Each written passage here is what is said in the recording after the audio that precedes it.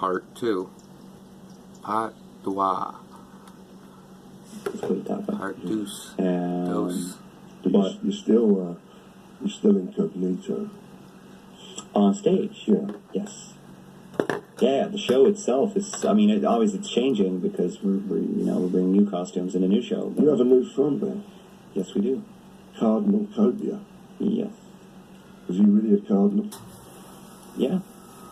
Okay.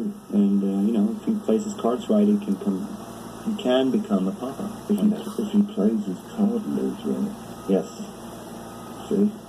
Yeah, I see. You're witty. I always knew you had something. Oh no. Got the flu. Right, Yes.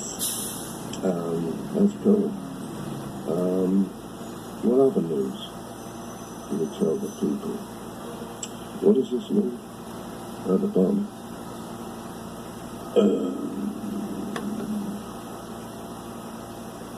Papa Emeritus Zero? Yeah, what's that mean? Oh, that means that we do have a Papa in-house, but he's not technically the frontman. I see. Because he's a little bit, this whole record has a mortality theme, and part of mortality is passing on your knowledge to new potential talent.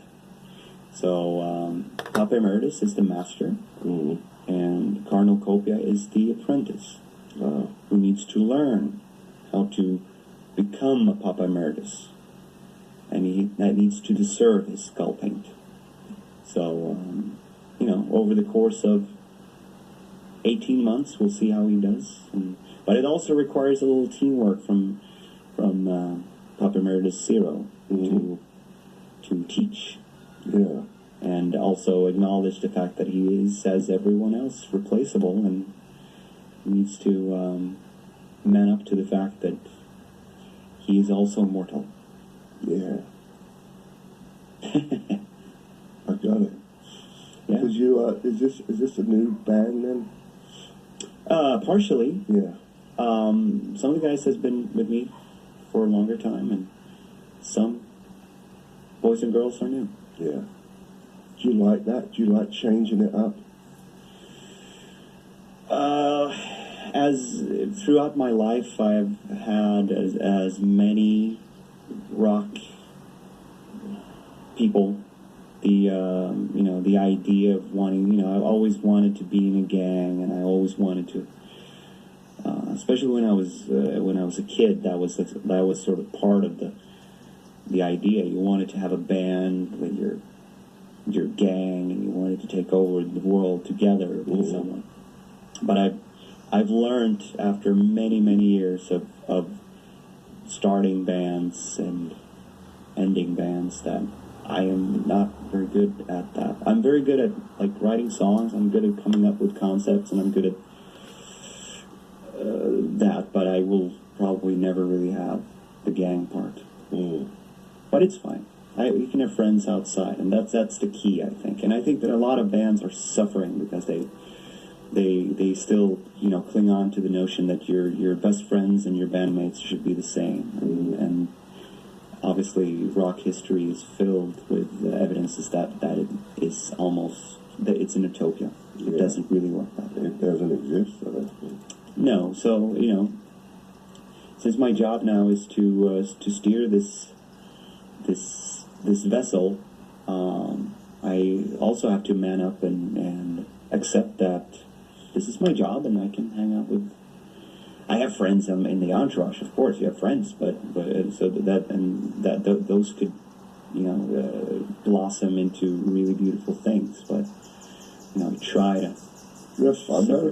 You have fun? I have a lot of fun. First of, especially now when we've done a few shows or a few appearances, I've noticed what I usually notice at this point, how much I love to dress up and entertain. And there's something in theory that I find very painful with it when I'm not doing it. And as soon as I get everything on, it's just like, click, and then I'm going. It really feels like stepping into a character. Well, it's like Bowie. He always says that's what he did. Yes. He never played himself. He's always playing someone, character. Even though you saw him, he was playing someone else. He found it difficult to just be himself and perform unless he was doing a character. A lot of actors are like that too. I would now, with a little bit of backtracking, a little bit of history of really stepping into someone else's sort of skin, I can definitely feel that I would have had a hard time doing the same thing as myself. And that feeling of being on stage and pretending to be someone else, and somehow that I guess you're channeling some different being within you, and it comes out, and it creates this sense of reality anyway. So it knows what's real or not. That makes everything that can be a little bit artist worth it. I mean, there's no rules, man. I guess not. You know what I mean? Do anything you want. But prior to Ghost, did you ever dress up in any other bands, or that this Ghost was the first time you was in totally No, I've actually.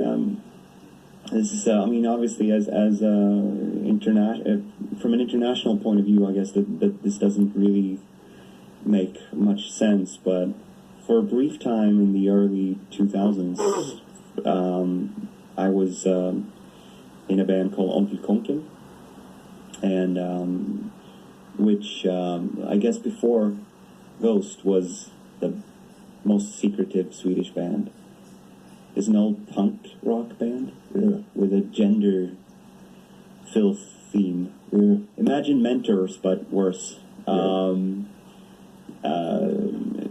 essentially that was also like one guy who just sat in his, his room at home, and then in his various living rooms just recording rock albums with very funny lyrics. And, he decided in 2002 that he was going to do a few shows, and I played guitar in that lineup.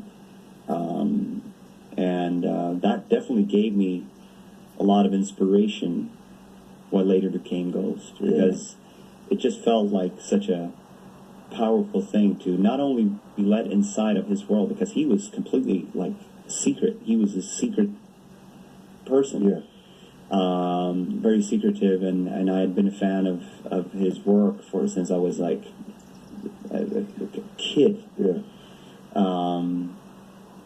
So that definitely gave me that. So yes, I was in that band for a brief while, and really a lot of the bands that I've been in. I mean, my own Repugnant was my old death metal band. We had corpse paint, and we dressed up, of course, like most bands that wears corpse paint, and I was in various sort of glam bands as well, and so I think I've always dressed up. When I was a kid, I dressed up. I dressed up like you guys.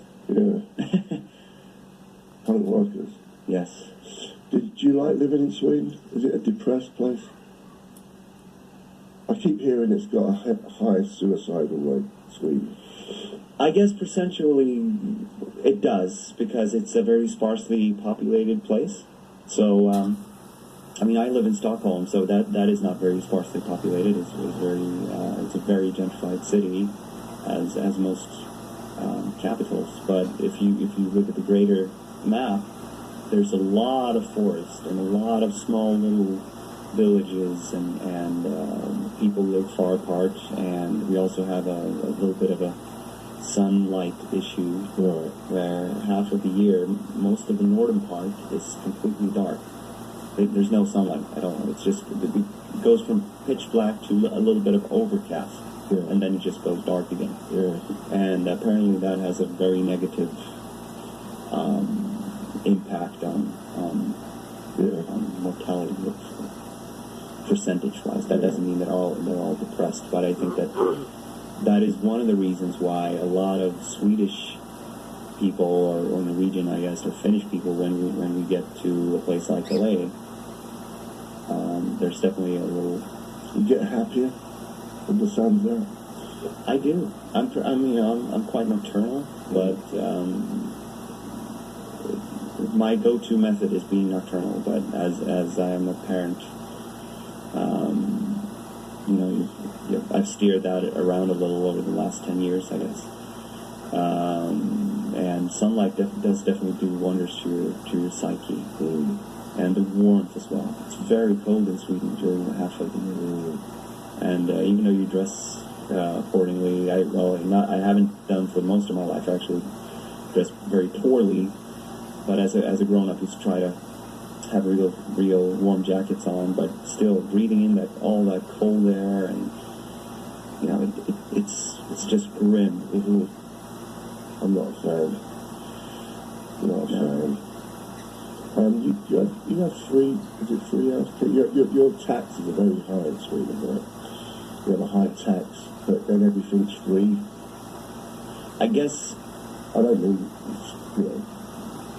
healthcare.